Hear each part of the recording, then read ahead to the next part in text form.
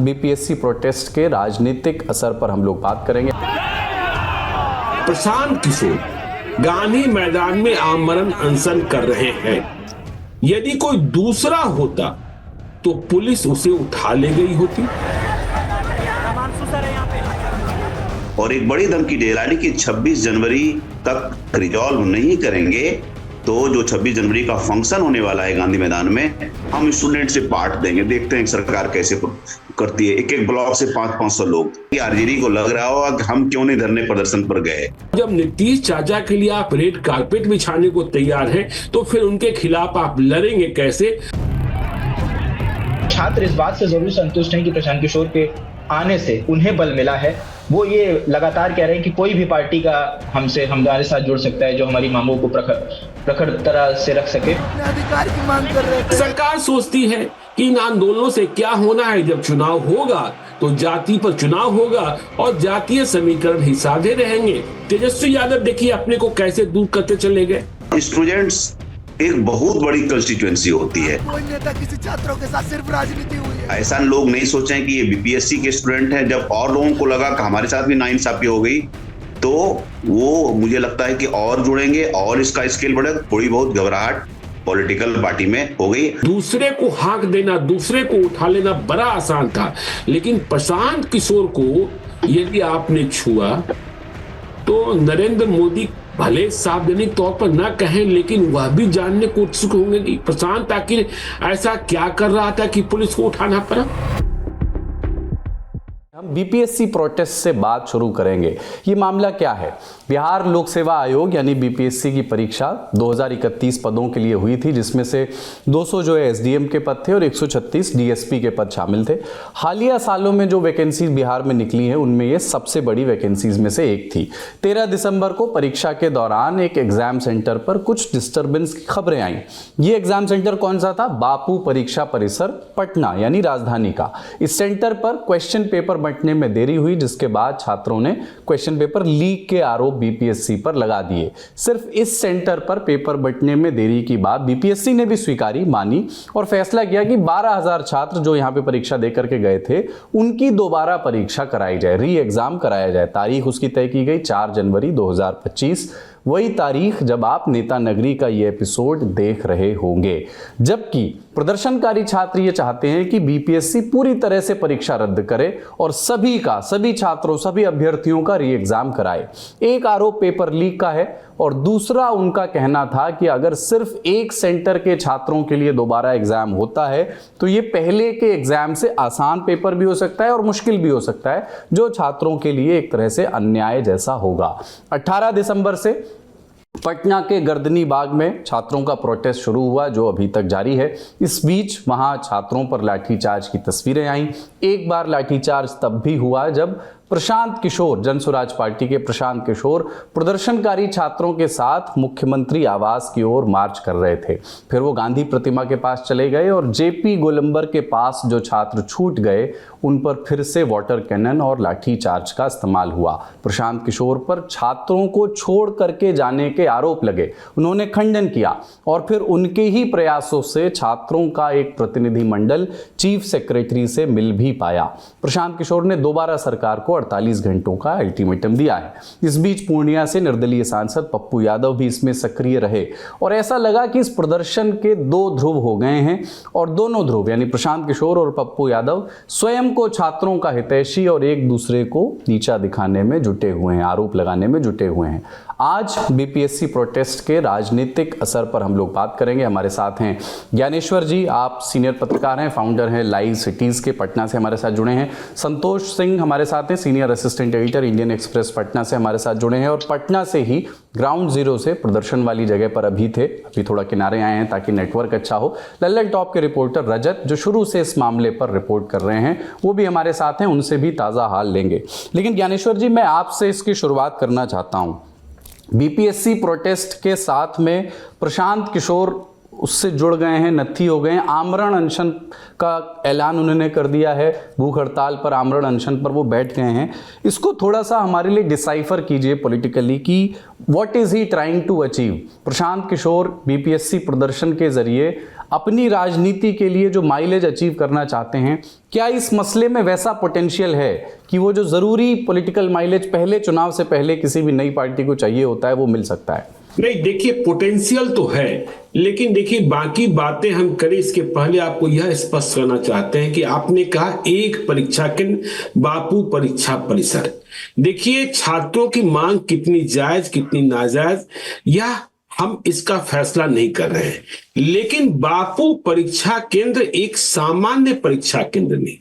जो बीपीएससी ने परीक्षा का आयोजन किया उसमें एक परीक्षा केंद्र पर औसतन 500 परीक्षार्थियों का परीक्षा केंद्र था और यहां 12,000 परीक्षार्थियों ने परीक्षाएं दी। जहां गड़बड़ी हुई, देरी हुई, वहां विधि व्यवस्था की समस्या उत्पन्न हुई और फिर तमाम तरीके की शिकायतें। तो एक परीक्षा केंद्र नहीं, 24 परीक्षा केंद्र। देखिए 4 जनवरी को जो पुनर्परीक्षा हो रही है, एक परीक्षा केंद्र के बदले 22 परीक्षा केंद्रों पर पुनर्परीक्षा हो रही है।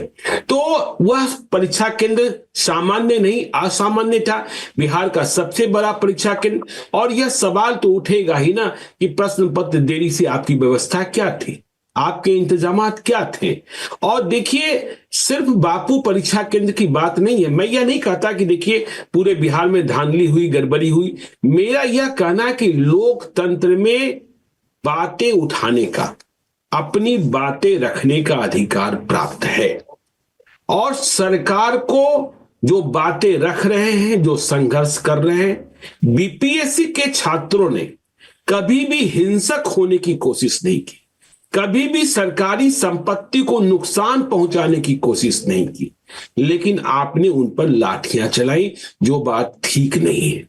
अब देखिए वह राष्ट्रपिता महात्मा गांधी की मूर्ति के पास जाकर सत्याग्रह नहीं करेंगे, आमरण अनशन नहीं करेंगे तो कहां करेंगे? और आप कह रहे हैं प्रतिबंधित, बापू को भी प्रतिबंधित कर रहे हैं आप। देखिए राष्ट्रपिता महात्मा गांधी ने जब ब्रिटिश हुकूमत से लड़ाई की थी तो क्या वह किसी से अनुमति प्राप्त कर रहे थे? और जहां तक सवाल प्रशांत किशोर का है, देखिए प्रशांत किशोर को यह समझ में आ गया कि अब राजनीति के लिए बिहार में संघर्ष का रास्ता चुनना होगा। लेकिन देखिए है क्या, सरकार क्यों गूंगी बहरी हो जाती है? सरकार को यह लगता है और मेरा यह मानना है कि जो नेता ऐसे आंदोलनों की उपज हैं, चाहे वह लालू यादव हो, चाहे नीतीश कुमार हो या देश के दूसरे हिस्से में भी नेता, वे दूसरे आंदोलनों को खड़ा नहीं होने देना चाहते। उनको यह लगता है कि यदि आंदोलन खड़ा हो गया तो बाद में उनकी कुर्सी जो है खतरे में पड़ जाएगी, इसलिए आंदोलन को कुचल दो। और देखिए अब जब प्रशांत किशोर गांधी मैदान में आमरण अनशन कर रहे हैं, यदि कोई दूसरा होता तो पुलिस उसे उठा ले गई होती, पुलिस उसे लाठियों से तोड़ दी गई होती, पुलिस इन्हें भी हटाएगी।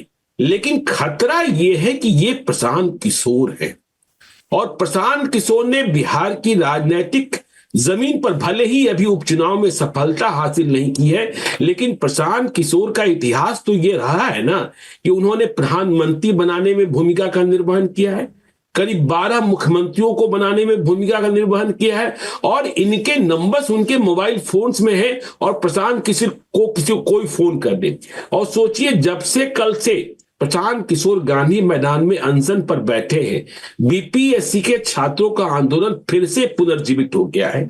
और हम बार बार कह रहे हैं कि देखिए मांगे जायज है नाजायज है, लेकिन सरकार को संवाद करना चाहिए था। सरकार को स्मारक पत्र देखिए मुख्य सचिव को दिया गया था, आपको कुंडली मारकर नहीं बैठना था, आपको पॉइंट टू पॉइंट जवाब देना था। लेकिन सरकार सोचती है कि इन आंदोलनों से क्या होना है, जब चुनाव होगा तो जाति पर चुनाव होगा और जातीय समीकरण ही साधे रहेंगे। तेजस्वी यादव देखिए अपने को कैसे दूर करते चले गए, वह जानते हैं कि ऐसे आंदोलन का परिणाम क्या निकलता है। और फिर बिहार में जो राजनीतिक भूचाल है वो अभी आप समझ रहे हैं कि लालू यादव ने जब दरवाजा खोल दिया तो सबको लग रहा है नीतीश चाचा पता नहीं कब आ जाएं, और जब नीतीश चाचा के लिए आप रेड कारपेट बिछाने को तैयार हैं तो फिर उनके खिलाफ आप लड़ेंगे कैसे? और पप्पू यादव लड़ते रहते हैं, लेकिन यह भी सही है कि देखिए आप रेल रोककर, सड़क जाम कर आंदोलन को लंबा नहीं ले जा सकते हैं। गांधी के रास्ते ही आंदोलन लंबा हो सकता है, और प्रशांत किशोर जब बैठे हैं तो सरकार को जवाब देना होगा। हम ये नहीं कह रहे हैं कि री एग्जामिनेशन हो जाएगा, लेकिन सरकार को जवाब तो देना ही होगा। संतोष जी, यही जो बात है ना कि प्रशांत किशोर की इस प्रदर्शन में जो एंट्री है वो प्रदर्शन शुरू होने के साथ नहीं हुई थी, वो बीच में आए और वो एंट्री भी बहुत स्मूथ नहीं हुई थी संतोष जी। वो उन्होंने कहा कि हम छात्र संसद करेंगे, मार्च के बाद वो चले गए। उस समय छात्रों की नाराजगी के वीडियो आए, उन पर आरोप लगे कि वो हमें छोड़ करके भाग गए जब लाठीचार्ज हो रहा था। फिर वो रात में फिर नमूदार हुए छात्रों के बीच, और उनके कुछ वीडियोस कुछ छात्रों ने रिकॉर्ड कर लिए जिसमें वो कह रहे थे कि कंबल हमसे लोगे और सुनोगे किसी और की, जिसकी टोन इंटोनेशंस को लेकर के बहुत सवाल उठे। अब थोड़ा सा जब कोई नेता, खासतौर से नया नेता या परिपक्व नेता भी किसी चल रहे आंदोलन में उतरने या उससे दूर रहने का फैसला करता है, दूरी बनाने का फैसला करता है, तो एक टैक्टिकल प्लेसमेंट होती है, वो एक सोची समझी गई रणनीति होती है।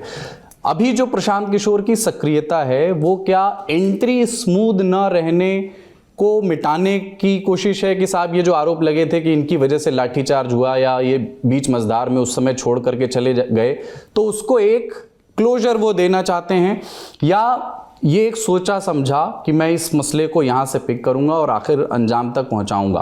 कांग्रेस का सॉफ्ट हैंड लोग कह रहे हैं कि वहाँ पे पप्पू यादव हैं, तेजस्वी यादव ने अपने आप को इस तरह से प्लेस किया है कि वो कमेंट्स तो दे रहे हैं, बयान तो दे रहे हैं, पर एक बार भी छात्रों के प्रदर्शन स्थल पर वो पहुंचे नहीं। तो इस प्लेसमेंट को, जो राजनीतिक दलों के जो पोस्चरिंग है इस आंदोलन के इर्द गिर्द, उस पर आपका कॉमेंट? प्रशांत जी ने, मैं ये मानता हूं, इस मूवमेंट को ऑन अप किया है।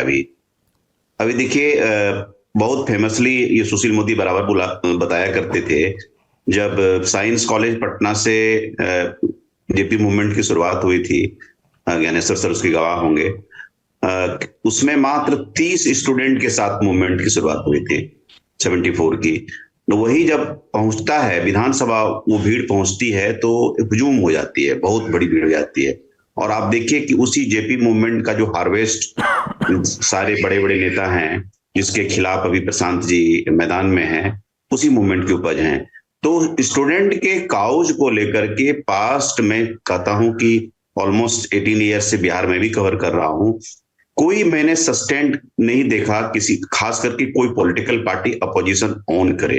That is one. For the first time a political party, that to a new entrant, उसने एक मूवमेंट को ऑन किया। ये भी प्रोटेस्ट है। और देखिए, उन्होंने, स्टूडेंट्स ने री एग्जामिनेशन पर फोकस किया है, उसके अलावा भी 3-4 मांगे उन्होंने रखी है। लेकिन प्रशांत किशोर ने ब्रॉडर, आज मेरी लंबी बातचीत उनसे हुई, उस प्रश्न पर भी पूछा कि भाई आप पर कहा जाता था कि आप बीच में भाग गए, तो उन्होंने कहा कि मैं उस दिन मैं नहीं निकलता तो वायलेंट प्रोटेस्ट हो जाता। 15,000 की भीड़ थी और वो वायलेंट हो जाता। वो मैं नहीं चाहता था कि वो चीजें हो, इस तरह से हो। तो और एक गैप लेने के बाद, एक सही स्ट्रेटजी लेने के बाद, तो मैंने पूछा क्या क्रक्स है। उन्होंने कहा कि क्रक्स है कि जितना भी 10 वर्षों में जितनी परीक्षाएं हुई जिन पर बड़े बड़े अधिकारियों पर आरोप लगे हैं, पेपर लीक्स हुए हैं, उसका आप थॉरो एक व्हाइट पेपर दीजिए कि आपने क्या किया, किसके किसके अगेंस्ट में एक्शन लिया है।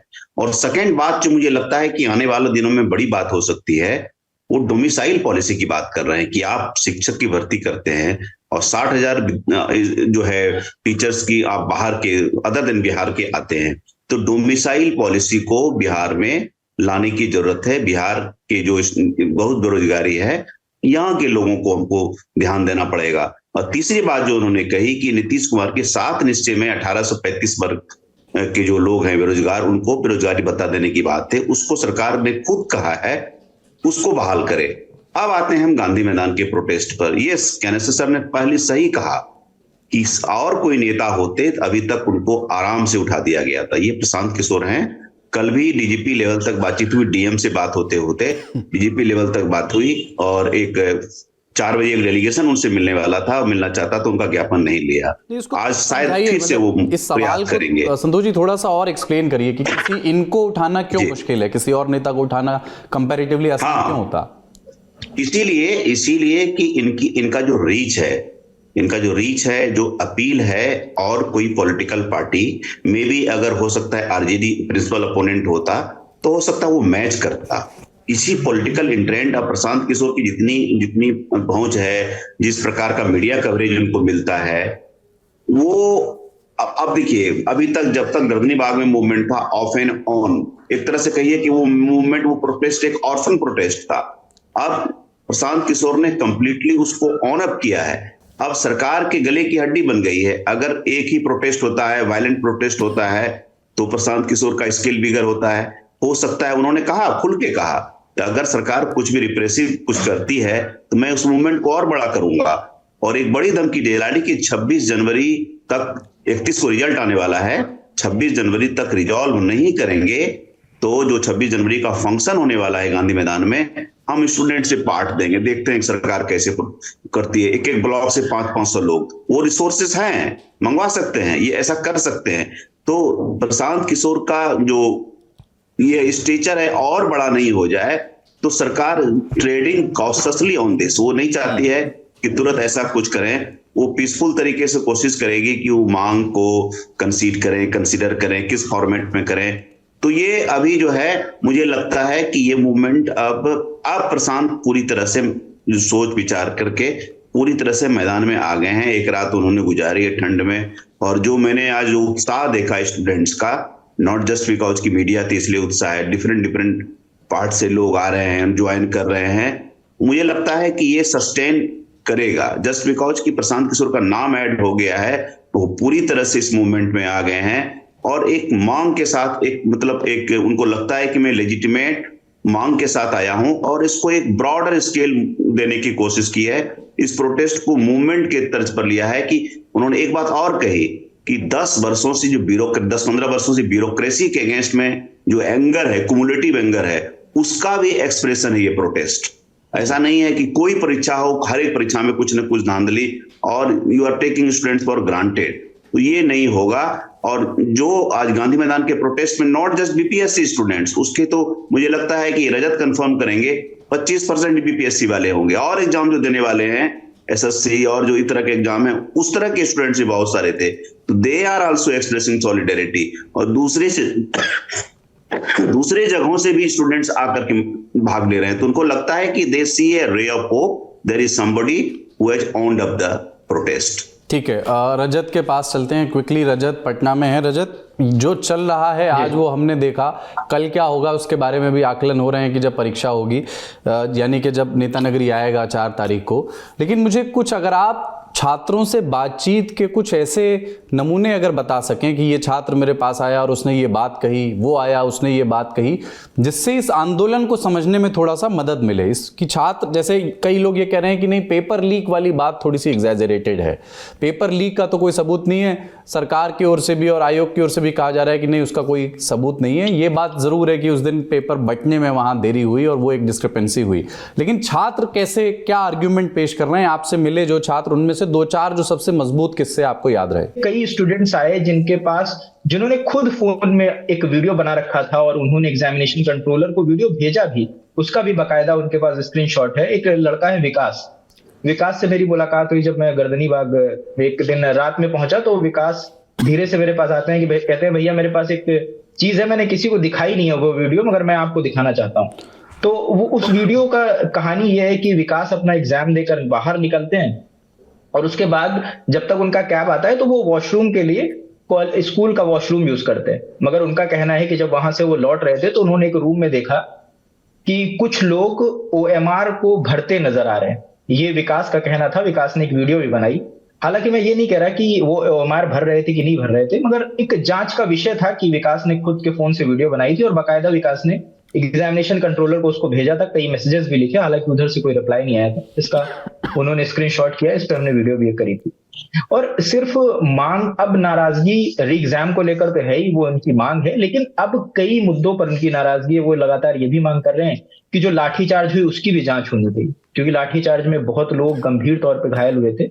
और उसमें एक अपडेट ये भी आया कि जब 29 तारीख को लाठीचार्ज होता है और उसके बाद कई छात्रों को हॉस्पिटलाइज किया जाता है, और 30 तारीख की सुबह से ही पुलिस की टीम हॉस्पिटल पहुंच जाती है, जो यहाँ का पीएमसीएच जो सरकारी हॉस्पिटल है। वहां पे पुलिस एक उनसे कागज पे दस्तखत कराने की कोशिश करती है, और उससे दस्तखत वो छात्र करने से मना करते हैं तो पुलिस जोर देती है, दबाव डालती है। हालांकि एट द एंड छात्र दस्तखत कर देते हैं। उसका कारण ये था, वो पुलिस, जो छात्रों का कहना है कि पुलिस चाहती थी कि उस पेपर पे हम दस्तखत कर दें और ये मान लें कि कोई भी लाठीचार्ज नहीं हुई है। एक एफआईआर जिसमें कई लोगों का नाम है, उसमें लाठीचार्ज का जिक्र भी नहीं है। हालांकि कई लोगों को 600 अज्ञात हैं उसमें, और 21 नामजद लोगों के नाम एफआईआर हुई है इस प्रोटेस्ट में। तो छात्रों की नाराजगी ये भी है कि लाठीचार्ज पे कोई बात करने को तैयार नहीं है। लाठीचार्ज की जांच होनी चाहिए, जिन अधिकारियों के निर्देश पे लाठीचार्ज हुई है उन पर भी कार्रवाई होनी चाहिए। तो ये कुछ मांगे हैं। कई छात्रों का कहना है कि हम एग्जाम दे रहे थे और हमारे सामने एग्जामिनेशन, जो वहां पे इन्विजिलेटर थे, वो कुछ लोगों की मदद कर रहे थे। अब वहां पे जैमर था, हमारे पास फोन नहीं था, तो हम वीडियो कैसे बनाते। ऐसे तमाम ऐसे आरोप लगा रहे हैं। मुझे कई लोग मिले जिन्होंने कहा कि एग्जाम पेपर लेट मिला है और हमें एक्स्ट्रा टाइम भी नहीं मिला। तो और इन्हीं सब सवालों को इन लोगों ने कंपाइल किया था जब इनकी मीटिंग होनी थी। जो अमृतलाल मीणा जो चीफ सेक्रेटरी हैं बिहार के, उनसे जब मीटिंग होनी थी तो छात्रों ने सब कुछ कंपाइल करके, उसमें जो विकास की वीडियो का मैंने जिक्र किया है, वो वीडियो भी उन्होंने वहां पे चीफ सेक्रेटरी को दी। और हालांकि उसके बाद चीफ सेक्रेटरी की ओर से कोई रिप्लाई नहीं है, और जिसके बाद 3 प्रोटेस्ट चल रहे हैं। आज की मैं आपको बात बताऊं तो जब मैं सुबह दिल्ली पहुंचा हूं, तो मैं सबसे पहले पहुंचा, मुझे जानकारी मिली कि बहुत ज्यादा लोग नहीं थे। पप्पू यादव कुछ हार्डली 50-70 लोगों के साथ थे, क्योंकि उन्होंने कॉल दिया था कि 3 तारीख को हम ये करेंगे। तो मैं ये बताना चाहता हूं, एक प्रोटेस्ट पप्पू यादव लेकर चल रहे हैं। प्रशांत किशोर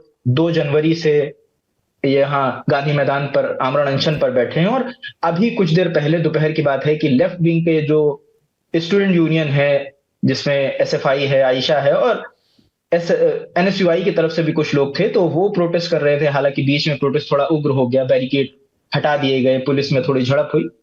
तो ये अपडेट है।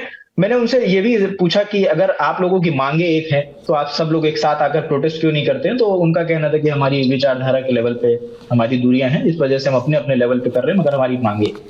तो ऐसे कई रंग दिखते हैं यहाँ पे, और छात्रों की भी मांग कई सारी हैं।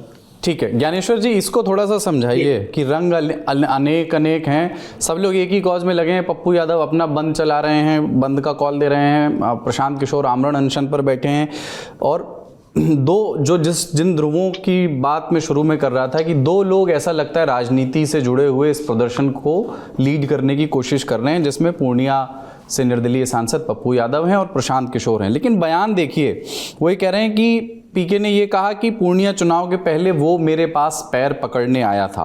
पप्पू यादव ये कह रहे हैं कि पटना यूनिवर्सिटी के चुनाव के वक्त पीके उनके पास आकर के गिड़गिड़ाए थे। यही नहीं, एक वीडियो भी चल रहा है जिसमें पप्पू यादव के सामने जब पत्रकार ने प्रशांत किशोर का जिक्र किया तो उन्होंने कहा कि किसका नाम लेते हो, कुत्ता बिल्ली सबका। ये ऐसा लगता तो ये कोई निजी बात है क्या, कोई ये इसकी कोई पुरानी कहानी है क्या? मतलब अगर दोनों लोग छात्रों का भला ही चाहते हैं तो उन्होंने हाथ क्यों नहीं पकड़ा हुआ है? देखिए, नेता नगरी में हम बात कर रहे हैं तो नेतागिरी की बात तो होगी ही, और आंदोलन में जब नेता कूदेंगे तो फिर नेतागिरी होगी ही। और देखिए, जो अभी संतोष सिंह जी कह रहे थे कि प्रशांत किशोर के आने के बाद इस आंदोलन को नई हवा मिल गई, नई ऊर्जा मिल गई। यदि प्रशांत किशोर न आते तो तेजस्वी यादव और पप्पू यादव को जो सत्ताधारी पार्टियां हैं तुरंत फ्यूज कर देती। तेजस्वी यादव के बारे में तो बहुत आसानी से कह देते कि ये 9वीं पास 9वीं फेल, ये बीपीएससी के छात्रों का आंदोलन कर रहे हैं। पप्पू यादव का रिकॉर्ड दिखा दिया जाता। और देखिए, पप्पू यादव छात्र के मुद्दे पर पहले से सक्रिय रहे, लेकिन पप्पू यादव थोड़ी जल्दी में रहते हैं, थोड़ी हड़बड़ी में रहते हैं। जो भी आपने कहा ना कि कुत्ता बिलाई, ये तमाम बातें, तो लेकिन यह जो आंदोलन है अब लंबा आंदोलन। देखिए, संतोष सिंह जी ने जेपी आंदोलन की बात की। मुझे तो देखिए, खैर मेरा जन्म भी उस वक्त नहीं हुआ था, लेकिन हमें याद है जब जवाहरलाल नेहरू देश के प्रथम प्रधानमंत्री हुए थे बीएन कॉलेज के छात्रों ने बस का भाड़ा बढ़ने पर, तब यूनिवर्सिटी के बसें चला करते थे, आंदोलन किया था और पुलिस ने गोलियां चला दी थी। दीनानाथ पांडे मारे गए थे। इसके बाद आंदोलन ऐसा भड़का था। बिहारी छात्रों की ताकत क्या होती है यह भी समझने की आवश्यकता है। जवाहरलाल नेहरू को प्रथम प्रधानमंत्री को पटना आना पड़ा और पटना एयरपोर्ट पर लैंड करने में भी उन्हें बहुत मुश्किलें हुई थी।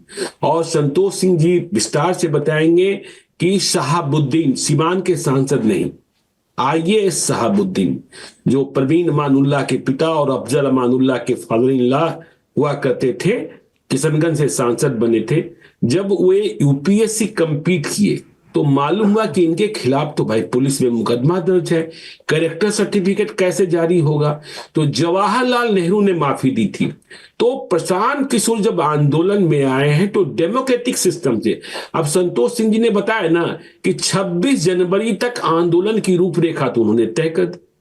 अब 26 जनवरी को गांधी मैदान में झंडोत्तोलन होना है और यदि पटना शहर में 25-50 हजार आदमी जुट गए और गांधी मैदान पहुंच गए तो फिर इस आंदोलन का स्वरूप क्या होगा और रूप क्या होगा यह तो हम और आप, पूरी दुनिया समझ सकती है। और प्रशांत किशोर के पास एसएचजी तो है ही नहीं, इसलिए हम भी कह रहे हैं, संतोष सिंह जी भी कह रहे हैं कि भाई दूसरे को हाँक देना, दूसरे को उठा लेना बड़ा आसान था, लेकिन प्रशांत किशोर को यदि आपने छुआ तो नरेंद्र मोदी भले सार्वजनिक तौर पर ना कहें लेकिन वह भी जानने को उत्सुक होंगे कि प्रशांत आखिर ऐसा क्या कर रहा था कि पुलिस को उठाना पड़ा। और देश दुनिया में, मीडिया में फिर क्या खबरें चलेगी। बिहार पुलिस की इमेज ऐसे ही खराब रहती है। और उसके बाद प्रशांत किशोर कोई आंदोलन में हिंसा तो कर नहीं रहे, कोई तोड़फोड़ तो कर नहीं रहे, कोई ऐसी घटना तो आई नहीं सामने कि वहां कोई बदसलूकी हो गई। और प्रशांत किशोर को देखिए अब माइलेज इसका मिलेगा कि प्रशांत किशोर का नाम अब गांव-गांव तक पहुंच जाएगा, क्योंकि छात्र तो हर घर में है और उन्होंने श्वेत पत्र की मांग की है। देखिए ना, याद कीजिए, बीपीएससी के मेंबर हुआ करते थे रामकिशोर सिंह, बीजेपी के MLC थे। किस तरीके का मुकदमा हुआ था कि साक्षात्कार में धांधली, लेकिन पता नहीं वो मुकदमा कहां दफन हो गया। तो जब यदि पुरानी फाइलें खुलेंगी तो फिर बहुत सारे किस्से आ जाएंगे और छात्र आंदोलन बड़ा हो जाएगा। ठीक है संतोष जी, बिहार सरकार के मैनेजमेंट, इस मसले को अब तक बिहार सरकार ने कैसे मैनेज किया, इस पे थोड़ी सी बात करें। क्या, जैसे अभी सम्राट चौधरी का बयान आया, उन्होंने कहा कि हम आयोग के काम में दखल नहीं देते हैं।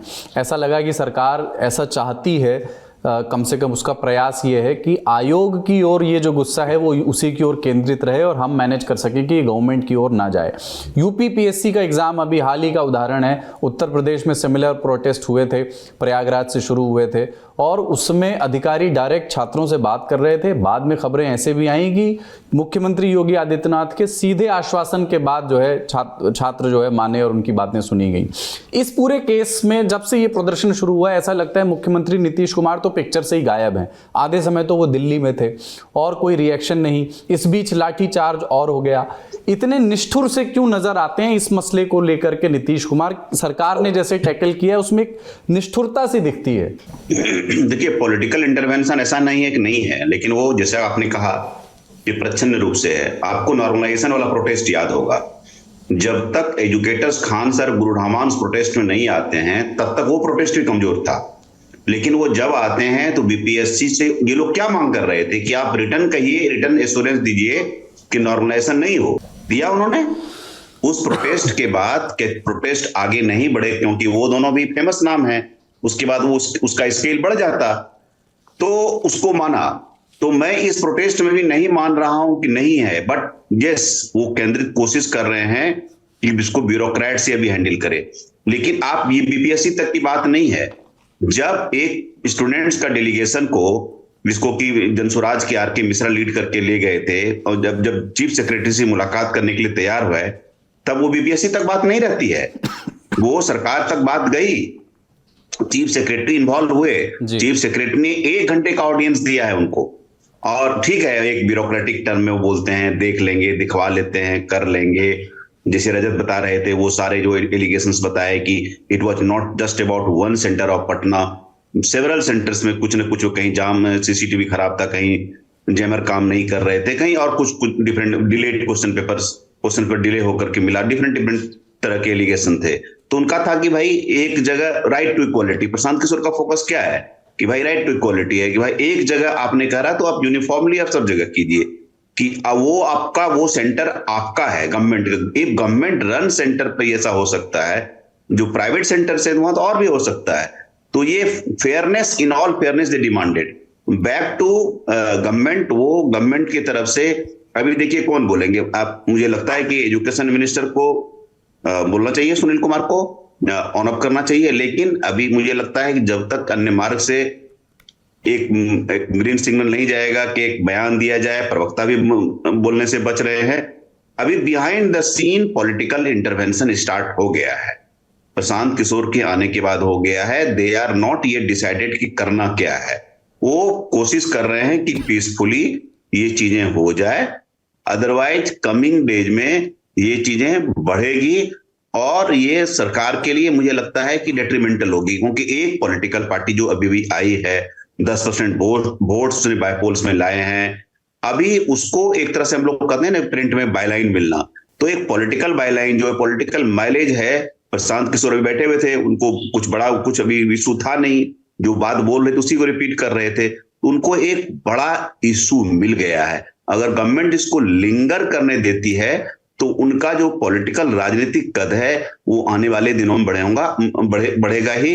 और स्टूडेंट्स एक बहुत बड़ी कंस्टिट्यूएंसी होती है, जहां भी गुजरात के नवनिर्माण आंदोलन से, यहाँ के जेपी आंदोलन से लेकर के जहां जहां हो, वो उसको आप दरकिनार नहीं कर सकते हैं। उसकी संख्या बहुत बड़ी है। ऐसा लोग नहीं सोचें कि ये बीपीएससी के स्टूडेंट हैं। जब और लोगों को लगा कि हमारे साथ भी नाइंसाफी हो गई, तो वो मुझे लगता है कि और जुड़ेंगे और इसका स्केल बढ़ेगा। थोड़ी बहुत घबराहट पॉलिटिकल पार्टी में हो गई। अब मुझे लगता है कि आरजेडी को लग रहा होगा कि हम क्यों नहीं धरने प्रदर्शन पर गए, ये भी कहीं ना कहीं रिट्रोस्पेक्ट में लग रहा होगा। जी, क्यों नहीं गए होंगे संभवतः, मतलब संक्षेप में अगर उसको और एड्रेस करें। बहुत संतुष्ट नहीं हो पा रहा हूं मैं उस सवाल के जवाब। मुझे लगता है कि मैं थोड़ा सा क्रिटिकल हो सकता हूं कि उनकी पॉलिटिक्स में, आरजेडी की पॉलिटिक्स में, तेजस्वी की पॉलिटिक्स में कंसिस्टेंसी का मुझे अभाव लगता है। कोई यात्रा शुरू करते हैं, यात्रा पूरी नहीं करते हैं, बयान दे देते हैं। आप देखिए कि फादर सन के बयान के में जो है अंतर हो जाता है 24 घंटे के अंदर में। तो मुझे लगता है कि एक कहीं ना कहीं पॉलिसी लेवल पर पार्टी में थोड़ी सी कमी है, और वो बाहर निकले हुए आपके सामने में, मतलब पटना में आपसे, आपके घर से 1 किलोमीटर की दूरी पर ये चीजें हो रही है। वहां एक प्रोटेस्ट साइट पर आते नहीं, उसको ऑन नहीं करते हैं, आप फील्ड में घूम रहे हैं। तो मुझे लगता है कि कहीं ना कहीं जो उनको कौन से जो एडवाइस कर रहे हैं, तो आई गेस कि इसको रिवर्क करेंगे अपनी पॉलिटिकल स्ट्रेटजी को, तो I think he can do better. ठीक है रजत, आपके पास चलें। ये जो राजनीतिक रस्साकशी उस प्रोटेस्ट से जुड़ी हुई है, संक्षेप में बताइएगा। हमने छात्रों के वो बयान सुने आप ही की रिपोर्टिंग में, वो कह रहे हैं कि हमें जहां से जो पॉलिटिकल समर्थन मिले हम उसके साथ हैं, लेकिन वो जो पॉलिटिकल समर्थन मिल रहे हैं उनमें आपस में बड़े मतभेद हैं, उनके प्रदर्शन स्थल अलग हैं, प्रदर्शन का तरीका अलग है, एक दूसरे के लिए अपमानजनक भाषा का इस्तेमाल भी है। तो इसको जो छात्रों के प्रदर्शन के जो छात्रों में जो लीडर्स हैं, या कि जो कोचिंग संचालक, जो टीचर्स जो हैं, कुछ जो कोचिंग में पढ़ाते हैं, जो अब तक इस प्रदर्शन को लीड करते रहे, वो इसको कैसे परसीव करते हैं? वो इसमें किस ओर अपनी आस ज्यादा लगाए हुए हैं? सर, जैसे संतोष सर ने ये कहा कि प्रशांत किशोर को एक मुद्दा मिल गया, जैसे जितना ये बात सच है उतनी ही ये भी बात सच है कि छात्रों को एक सहारा मिल गया। क्योंकि जब तक प्रशांत किशोर खुलकर नहीं आए थे, तब तक 18 तारीख को प्रदर्शन पे बैठते हैं कुछ छात्र, अनशन पे बैठते हैं, जिनकी बीच में तबियत भी खराब होती है, वो हॉस्पिटलाइज हो जाते हैं और 10 दिन बीत जाते हैं, मगर उनसे कोई भी डेलीगेशन नहीं मिलने आता है, ना सरकार की तरफ से ना प्रशासन की तरफ से। उसके बाद लाठीचार्ज भी एक बार हो जाती है 25 तारीख को। उसके 3 दिन बाद डीसीपी और एसडीपीओ लेवल का एक डेलीगेशन आता है उनसे बात करने की, भाई आप बताइए आपकी मांगे क्या है। तो छात्र इस बात से भी निराश था, हमसे भी कई बार कहता था कि भैया हम इतने दिनों से बैठे हैं, क्या इनको हमारी कोई परवाह नहीं, क्योंकि हमसे कोई भी मिलने नहीं आया अभी तक। वो कहते हैं कि हमारी मांगे सही हैं या गलत हैं, ये बात का विषय है, मगर हमसे कोई बात तो करने आए। ना सरकार की तरफ से कोई आया, ना कोई प्रशासन की तरफ से आया। 10वें 11वें दिन एक डेलीगेशन आता है, वो उनसे कहता है कि हम आपको मिलवाने ले जाएंगे, आप जिससे भी कहेंगे। छात्रों ने कहा कि आयोग पे हमें भरोसा कम है, हम सीएम से मिलना चाहेंगे। और ये बातचीत चल रही है रात के 12:30 पौने 1 बजे की बात। तब डेलीगेशन आया था, मैं भी वहीं पे मौजूद था। और अगले दिन उन्होंने कहा कि ठीक है, हम टाइम लेते हैं और आपको सुबह बताएंगे। सुबह फिर वही लोग आए छात्रों से बात करने, लेकिन इस बार वो अपनी बात से थोड़ा सा इतर बोलने लगे। छात्र तैयार थे कि हम सीएम से मिलेंगे। उन्होंने पूरा डेलीगेशन एक नियुक्त हो गया था 6-7 लोगों का, और उन्होंने पूरे पॉइंटर्स बना लिए थे कि क्या क्या बात हमें करनी है, कौन क्या बोलेगा, कौन किस मुद्दे पे सीएम के सामने बोलेगा। मगर उसके बाद उन्होंने कहा कि हम आपकी मुलाकात सेक्रेटरी से करा सकते हैं, आयोग के सेक्रेटरी से, क्योंकि वो डेजिग्नेटेड पर्सन है इस मुद्दे पर बात करने। इस पर छात्र नाराज हो गए कि कल रात आपने वादा किया था कि आप हमें सीएम से मिलवाएंगे, सीएम से ना मिलवाइए तो हमें उनके मुख्य सचिव से मिलवाइए। लेकिन प्रशासन भी डटा रहा कि भाई हम आपके सेक्रेटरी से मिलवा सकते हैं।